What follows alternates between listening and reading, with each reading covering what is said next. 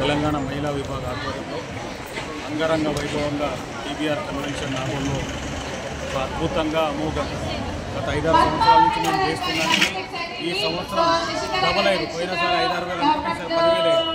లోపల ఎంతమంది ఉన్నారో బయట తింటున్నారు, బయట కూడా చాలామంది ఉండేసి తినేసి కూడా పోయిన వాళ్ళు ఉన్నారు. ఈరోజు ఒక సృష్టికి మూలం మహిళ లేనిదే ఏది కూడా ప్రపంచమే లేదు. ఇవాళ మోడీ గారికి కూడా ప్రధానమంత్రి అయినా ఒక తల్లికి బిడ్డనే, ఇవాళ రేవంత్ రెడ్డి గారు ముఖ్యమంత్రి అయినా ఒక తల్లికి కొడుకే. అటువంటి మహిళా మనులు మగవాళ్లకు దీటుగా ఇవాళ పైలట్గా కానీ, డాక్టర్గా కానీ, సోల్జర్గా కానీ, పోలీస్గా కానీ, ఐఏఎస్గా కానీ, ఐపీఎస్గా కానీ అన్ని రంగాలలో ముందుండి ఇవాళ రాష్ట్రపతి కూడా మన దేశానికి రాష్ట్రపతి కూడా ఒక మహిళని గారు ఉన్నారు.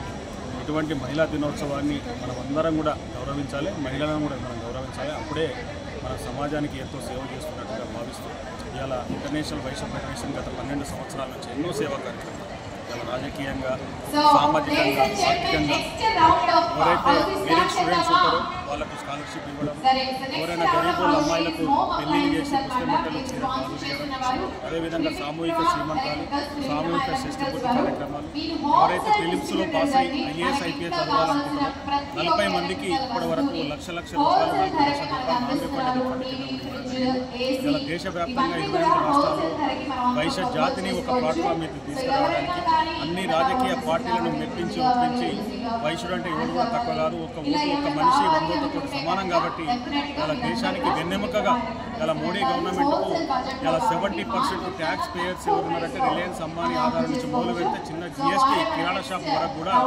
మనము 70% ట్యాక్స్ పేయర్స్. మా దాంట్లో కూడా రెక్కాడితే కానీ డొక్కాడని బతుకులలో వైశ్య జాతిలో ఉన్నారు. కాబట్టి రేవంత్ రెడ్డి గారు మొన్న రీసెంట్గా వైశ్య కార్పొరేషన్ ఏర్పాటు చేశారు. అలాగే పేదలలో కూడా రెక్కాడితే కానీ డొక్కాడని బతుకులలో ఉన్నారు. కాబట్టి వాళ్ళకి వైట్ కార్డు కానీ, సంక్షేమ పథకాలు, గవర్నమెంట్ ఇచ్చే పథకాలు కానీ అన్ని విధంగా కూడా ఐవీఎఫ్ కృషి చేస్తుంది. అలా 33 జిల్లాలలో 25 నుంచి 30 లక్షల మంది వైశ్య జాతికి ఒక వెన్నెముకలాగా ఇంటర్నేషనల్ వైశ్య ఫెడరేషన్ ఉంది.